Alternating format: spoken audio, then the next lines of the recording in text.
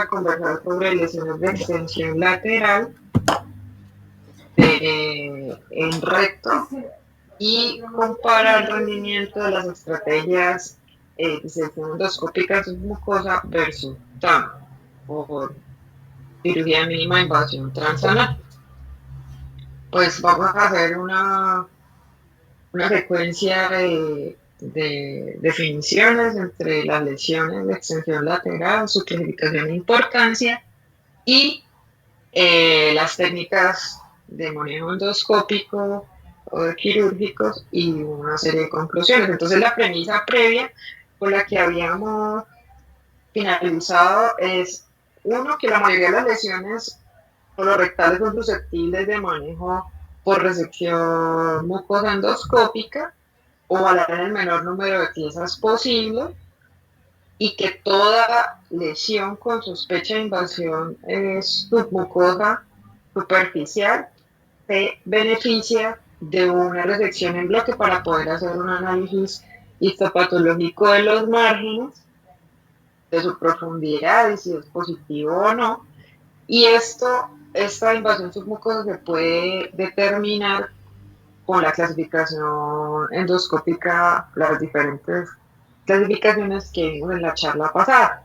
Que una buena clasificación nos permite evitar el infra o el sobretratamiento. En el infra, pues la recurrencia y el cáncer de intervalo serían las consecuencias, en el sobretratamiento, pues la mortalidad de las resecciones radicales.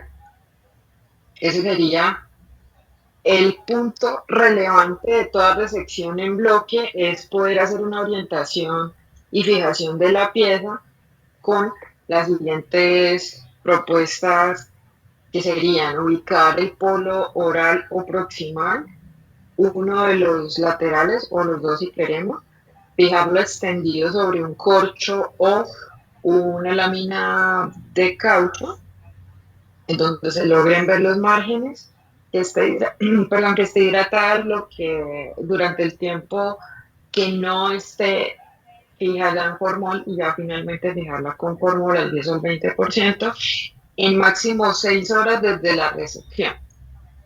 Esto, además, adicionarle una fotografía con una regla que tenga una escala de milímetros y centímetros que permita ver la extensión, por lo menos de un fresco, de lo que resecamos. Entonces, las lesiones de extensión lateral, que son aquellas que tienden a crecer más en el eje horizontal que en el eje vertical hacia la luz, es decir, son planas y que mínimo tengan 10 milímetros, y estas en prevalencia podemos encontrarlas en exámenes de pesquisa en un 1% de los pacientes, pero en aquellos que han tenido alguna neoplasia colorectal pueden encontrarse hasta en un 3.6% de estos pacientes.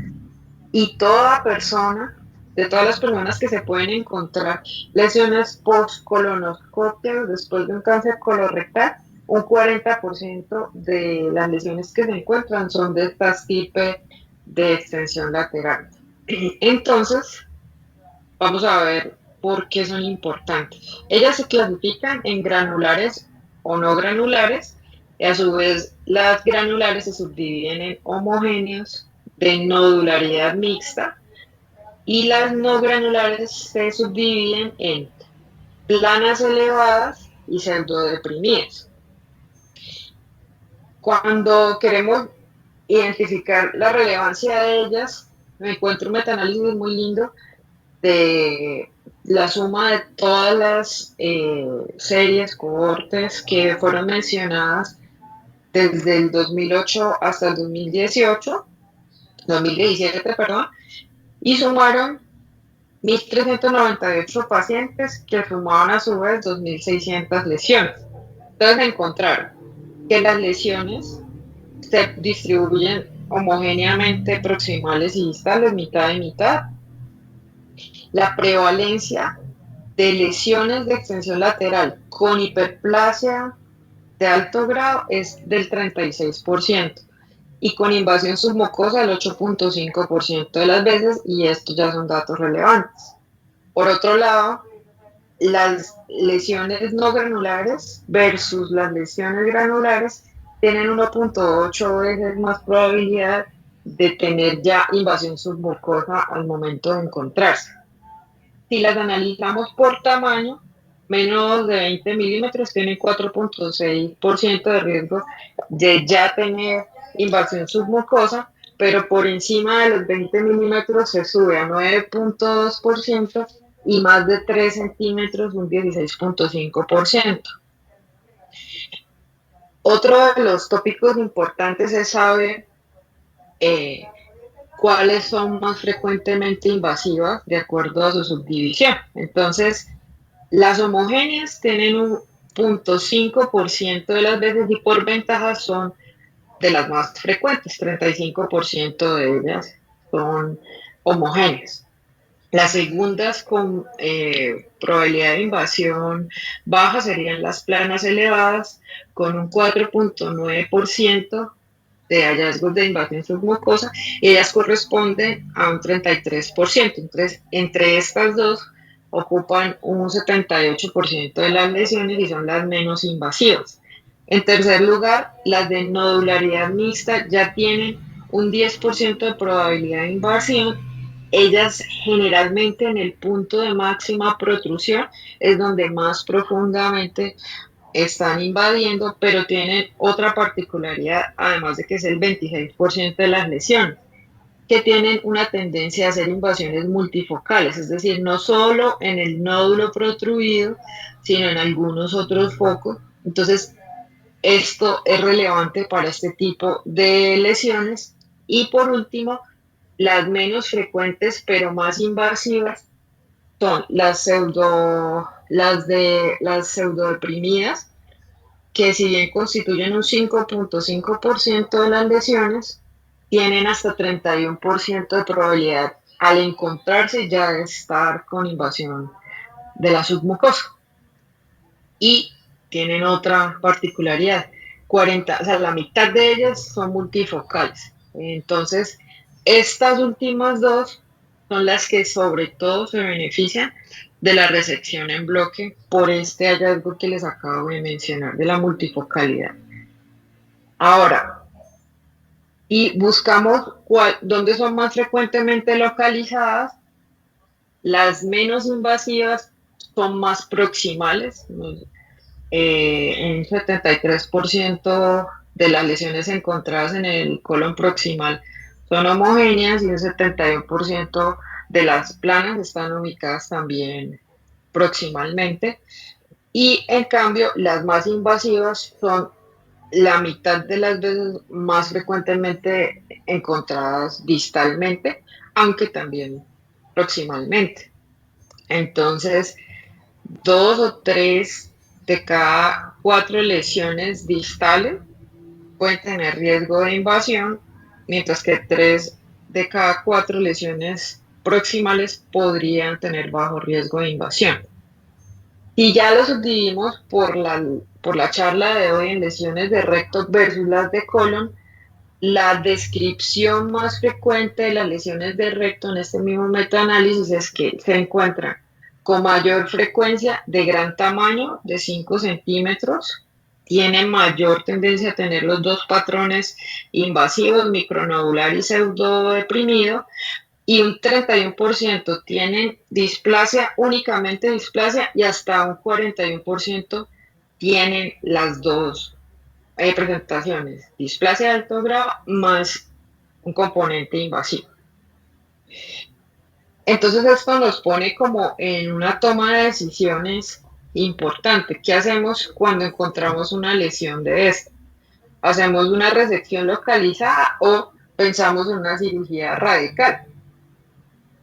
Pues esto va de la mano con las herramientas que tengamos que nos ayuden a estadificar adecuadamente estas lesiones y no irnos a ninguna de las dos líneas de sobre o subtratamiento. Estas herramientas nos tienen que identificar la probabilidad de tener focos de invasión y si hay compromiso o no de ganglios linfáticos locales. Entonces, la colonoscopia, que es por donde nosotros lo detectamos, encontré un estudio multicéntrico prospectivo muy lindo de los Países Bajos, en donde ubicaron 343 lesiones grandes no pediculadas colorectales y tomaron a sus endoscopistas expertos, hicieron como una capacitación adicional para detectar esta estrategia usando la luz blanca normal del colonoscopio y el NBI para clasificar las lesiones y la correlacionaron con la histología. Entonces, en primer lugar, en las lesiones no invasivas, ellos tuvieron un 92% de concordancia usando las dos luces, pues el filtro NVI más la luz blanca, y una buena sensibilidad, especificidad, con un bajo valor predictivo positivo por un elevado valor predictivo negativo. Y para las que fueron invasivas, perdón, más profundas, el grado de acuerdo entre los lectores fue del 95% con una buen desempeño en sensibilidad, especificidad y valores predictivos. Y al finalizar, analizaron que el área bajo la curva de la capacidad diagnóstica, usando estas dos modalidades de lectura de las lesiones, tenía un 0.8% por debajo de la curva, o 0.8, perdón, y el rango era estrecho entre el 80 y 90 pues, por ciento del intervalo de confianza. Este otro es un dato que me parece relevante y es usar la resonancia pre-resección, pero utilizar la estrategia que empezaron en el grupo de la doctora Gina Brown en el Reino Unido y se llama la resonancia de alta resolución para poder predecir la seguridad de hacer resecciones endoscópicas o quirúrgicas para, en este caso, lo adaptaron inicialmente a neoplasias tempranas de cáncer de recto.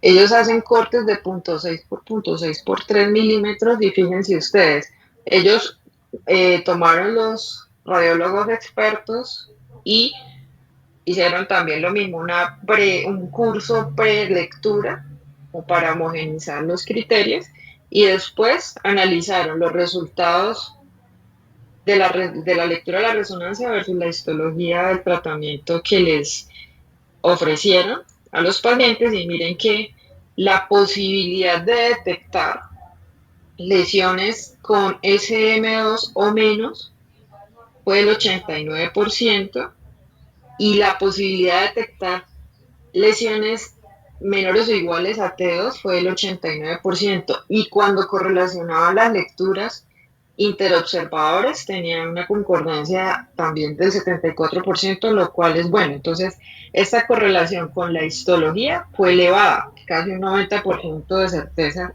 de invasión vista por resonancia concordada con la histología. Pero no se quedaron con esta y adaptaron ese protocolo también para lesiones significativas, los pólipos con tamaño significativo, con comportamiento significativo endoscópico, además del cáncer colorectal, y adaptaron ese protocolo también para pólipos. Y miren ustedes la resonancia de alta resolución para detectar las lesiones únicamente localizadas en pared rectal, correlacionaron entre ellos, o 90%, 89% para identificar la invasión y podían sugerir incluso el método de tratamiento en un 90% para decisiones locales con una asertividad en la propuesta terapéutica. Esto nos hace recordar también que hacer una resonancia previa a la resección pues evita el efecto inflamatorio y cicatricial que a veces podría ser o sobreestadificaciones o infraestadificaciones por efecto inflamatorio, cambios en los ganglios linfáticos locales y pues el efecto de la incisión y la fibrosis. Ahora, Hablando de la disección endoscópica submucosa para este tipo de lesiones, tengo este que es un ejemplo muy lindo, es una lesión sobre la línea dental, la unión anorrectal, de un pólipo resecado por disección endoscópica submucosa y buscando digamos, el rendimiento, pues primero hablar del procedimiento. Lo primero es hacer una buena evaluación de la ubicación. Para estos casos se recomienda hacer cambios en el espectro de la luz, poder usar los filtros, que si requiere la retroversoflexión, pues usarla. En este se ve ya la fase de infiltración submucosa para poder iniciar la mucotomía o la incisión de la mucosa con el BNAE y empezamos a ver cómo ya el endoscopista pues está haciendo el corte de la mucosa con este instrumento, se va profundizando hasta lograr mostrar parte de las fibras musculares y finalmente después de rodearla y profundizarse se ve el plano perfecto de las fibras musculares indemnes y encontrando el rendimiento de esta herramienta, pues entonces para lesiones con invasión de menos de 1000 micras, la capacidad de resección R0 es 97%, supremamente buena, y hacerlo en bloque hasta el 91%. O sea que nada más un 10% son fragmentadas. Y para lesiones un poco más profundas, de 1000 micras hasta 2000 micras, podría ser que baja el rendimiento hasta un 65% y lo que más comúnmente encuentra es un margen vertical positivo. El tiempo promedio de estas resecciones oscila pues en los 105 minutos, pues puede ser variable hasta 170, de 70 a 170. El porcentaje de perforación es aproximadamente del 5%, que varía en las distintas series, y la probabilidad de tener recurrencia pues es baja, del 0,9 hasta el 5%.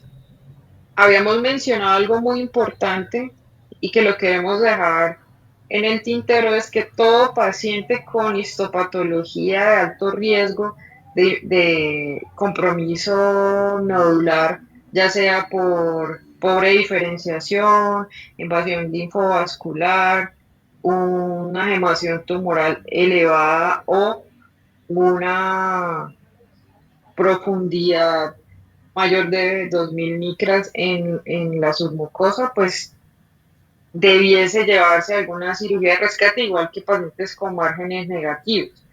Y el estándar es la cirugía radical. Pero queríamos colocar en el tintero la probabilidad de usar algún tipo de adyuvancia y esto daría para una segunda charla. Si les parece a todos. En la disección endoscópica submucosa en lesiones colorectales, podemos ver la experiencia japonesa, compararon el rendimiento del resto del colon versus recto proximal y en lo que encontraron diferencias, pues que se demoran un poquito menos, 60 minutos versus 104 minutos en el resto del colon, con diferencias estadísticas respecto al tiempo y la probabilidad de hacer resecciones R0 les llegó al 63% de manos expertas. Esta es una serie del grupo del doctor Imai. En las demás, recurrencia, perforación, no encontraron diferencia. Y otro tópico que para ellos fue llamativo es que los pacientes con disección endoscópica submucosa en recto tenían mayor frecuencia de presentar picos febriles en el posquirúrgico inmediato. Ahora, comparando con la serie de Portugal de la doctora Ferreira, donde también encontraron 252 lesiones manejadas con disección endoscópica submucosa, comparaban en el resto del recto y en lesiones ubicadas en el anillo anorrectal. Y es muy importante porque, pues, Para esta ubicación, sí, se tomaban un poco más de tiempo para poder hacer preservación muy bien de las fibras musculares. Lo otro que mencionaba en el artículo es que había más dolor comparado con el resto del recto y pues es entendible por el lugar donde se está trabajando y una tendencia a hacer mayor estenosis, eh, y esto les dio una P significativa en la serie de ellos. Pero es muy lindo ver que tienen 252 pacientes que los incluyeron durante 3 años en esta serie. Fue que es otro grupo experto que de pronto no teníamos presente. Para compararlo con la cirugía transanal de mínima invasión, pues recordamos que esta requiere una plataforma de ingreso al canal anal, una plataforma en gel que es de 34 milímetros de diámetro, es decir, que no sobreextiende el esfínter anal en excesiva, pues, para generar algún tipo de incontinencia. Y hay dos longitudes en el mercado, la más frecuente es la de 44 milímetros y un gel point ya de 15 centímetros para que se llama pues largo o large. Tiene la capacidad para que se puedan introducir dos instrumentos más la cámara que puede entrar por cualquiera de los tres y el punto de ingreso del CO2. Y esto es relevante porque nos permite mantener el recto sobredistendido o distendido para poder realizar la disección. Esta cámara es una cámara rígida que da desde 30 grados en general y puede ser de 5 o 10 milímetros, pero nos permite también ver 360 grados. Y para nosotros los cirujanos, pues el uso del instrumental laparoscópico que habitualmente usamos, tracción, para hacer tracción, disección, succión y sutura. Este es un ejemplo de un paciente muy especial, pues porque es un adenoma velloso mucosecretor del recto, en donde además de todo, pues se logró la disección, la resección completa por plano submucoso, como pueden notar allí. Entonces aquí ya se puede ver la ventaja de hacer tracción y contratracción versus el otro que es un solo instrumento y que se usa pues como ellos lo mencionan, una copa transparente, que es con lo que más frecuentemente se hace tracción, y al finalizar podemos ver la indemnidad en el plano muscular. ¿Cuál es el rendimiento de esta estrategia terapéutica? Para lesiones con invasión SM1 es del 97% y se puede lograr resecciones en bloque hasta en el 98% de los pacientes, lo cual la hace muy elevada. Y por ventaja para lesiones profundas, un 90% se logra la resección RC. El tiempo es menor, 76 minutos, y puede variar entre 25 y 120 de acuerdo al tamaño y la ubicación de la lesión. La recurrencia es baja, 0.6 por 2.6 hasta 2.6%. Y si la subdividimos, esta es la global, pero en un metaanálisis encontré que la lograron subdividir de acuerdo a si era un T1 de alto o de bajo riesgo según la histología, y el riesgo de recurrencia en ellos fue de 6.7%, para los de alto riesgo 13.6%, y lesiones que entraron pensando que era un T1 y resultó ser un T2 N0M0, casi un 30% de recurrencia, lo cual hace ver por qué es relevante en no hacer manejos de incisión pues local, de resección local para estas lesiones que pues tienen ya más invasión. Nuevamente, histologías de alto riesgo o márgenes positivos que en esta estrategia terapéutica son del 4%, una baja frecuencia de tener márgenes positivos. Se debe hacer un tratamiento de rescate que el estándar hasta ahora es cirugía radical. Encontrando ya la comparación de los metaanálisis de una u otra estrategia, pues me llama mucho la atención. Lo primero es que en muchas partes del mundo siguen usando el TEM con mucha frecuencia. El TAMIS es un poco más occidental y los europeos siguen usando bastante la plataforma TEM, aunque también en series de Estados Unidos hay muchas series reportadas con esa estrategia de microcirugía endoscópica transanal. Eh, en sí el rendimiento, comparando el ISD con cualquiera de las cirugías endoscópicas transanales, fue similar. Hice como un sobremarcado de estas series donde el comparativo es la intervención era el ISD y el comparativo era cualquiera de estas dos. Y podemos ver, por ejemplo, que ellos tenían resecciones R0 con disección endoscópica submucosa. El tiempo de estancia pues no les dio diferente. La tasa de perforación en este grupo fue mayor en ISD y la probabilidad de sangrar fue similar en este grupo, pero en el de Mao et al., que era el que más pacientes aportó para la serie, pues sí había más sangrado. Es decir, que era muy, probablemente muy dependiente del grupo que lo estuviese haciendo, pero en sumas y restas dio similar en el metaanálisis. Este es otro metaanálisis en donde compararon la disección endoscópica submucosa versus cirugía transanal endoscópica, también mezclando TEM o TAMIS, de reciente publicación, y encontraron rendimiento idéntico en cuanto a resección R0, estancia hospitalaria. La recurrencia fue similar en los dos grupos, el tiempo quirúrgico fue similar y el porcentaje de la aparición de perforaciones fue similar.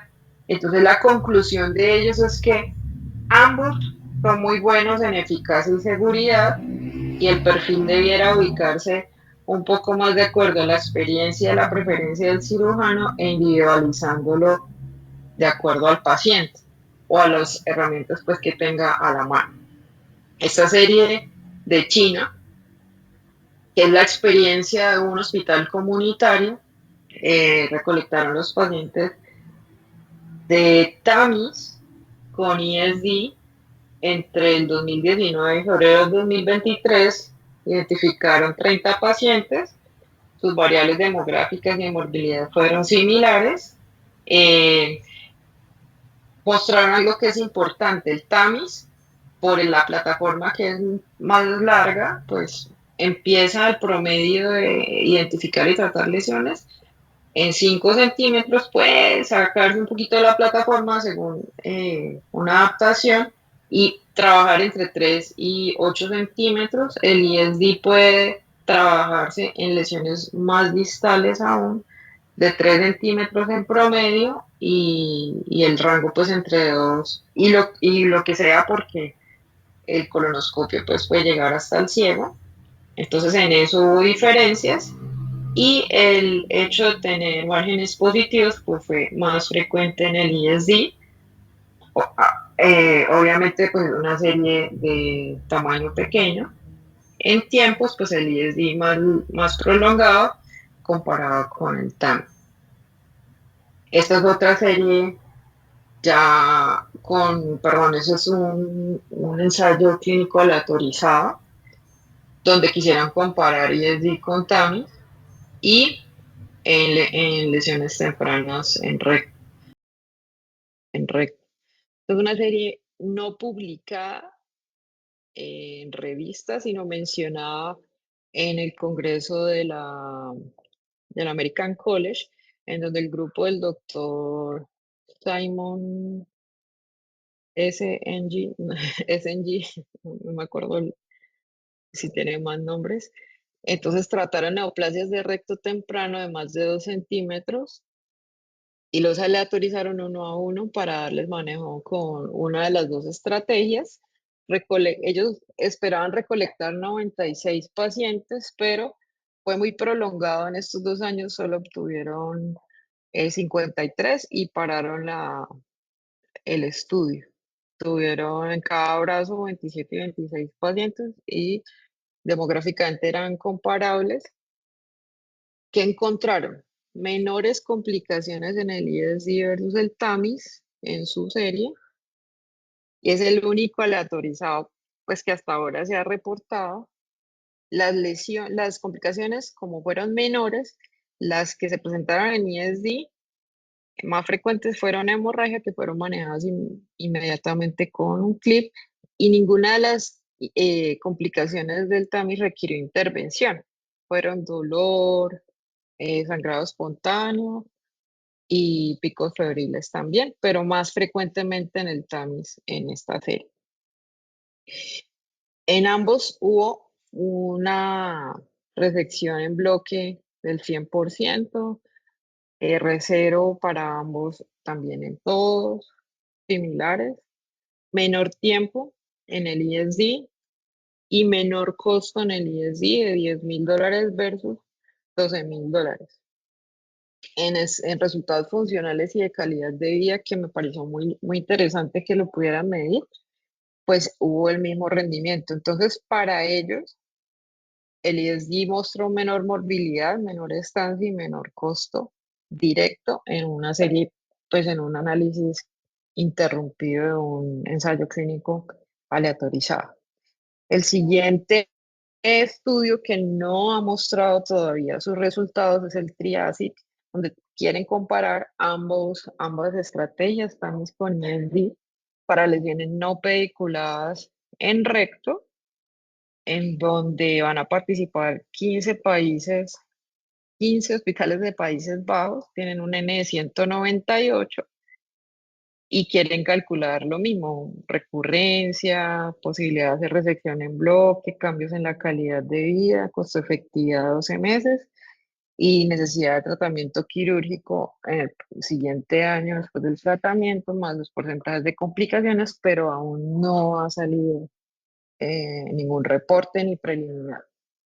La propuesta que se me ocurrió para poder encontrar esto también podría salir de nosotros con un metaanálisis en red, porque no hay comparativos suficientes ISD-TAMIS, pero sí hay suficientes comparativos TEM versus ISD, y como el TEM y el TAMIS son similares y en algunas series superiores, nosotros en la fundación, pues con ICESI, podríamos hacer este metaanálisis si les parece. Entonces, haciendo una subdivisión ya del rendimiento, encontré que el ISD para lesiones SM1, muy buen rendimiento; para el SM2, baja el rendimiento, la probabilidad de resección es R0, con una recurrencia pues aceptable del 3,6, metástasis a distancia dentro de los rangos. Agregué la información de la resección endoscópica, perdón, la decisión transanal abierta, porque a veces nos llegan los pacientes con este tipo de estrategias y vemos que es el que peor desempeño tiene, con 80% de R0 en SM1, con 66% en lesiones más profundas, pues la metástasis a distancia son el que mayor rango tiene, y al final pues la sobrevida eh, global pues es igual. El TAMIS tiene muy buen rendimiento en cualquiera de las presentaciones y superficiales o profundas. La tasa de recurrencia es similar en todas, y la probabilidad de tener metástasis a distancia después de una resección de esta pues está dentro de los rangos, comparado con el estándar, que sería una decisión mesorrectal total, pues que hace resecciones completas, la porcentaje de recurrencia es similar y la sobrevida libre de enfermedad pues es también igual. Entonces, en las lesiones que encontré como la diferencia serían las más profundas de 1.000 micras entre las dos estrategias para sobrevida. Esto sería ya el resumen de toda la charla. El ISD es más largo en ejecución versus el TAMIS. La resección en bloque es posible en los dos, de pronto un poco más probable en el TAMIS que en el ISD. Los márgenes positivos fueron más frecuentes en ISD. El ISD pues se puede hacer en cualquier segmento del colon y el TAMIS hasta 12 centímetros con la plataforma de 4.4 y se puede llegar a 15 con la plataforma larga, es decir, a recto superior. No encontré descripciones de TAMIS sobre lesiones en el anillo anorrectal, pero sí encontré mezclado TAMIS con ISD para lesiones en esta zona o solo ISD para lesiones en esta zona.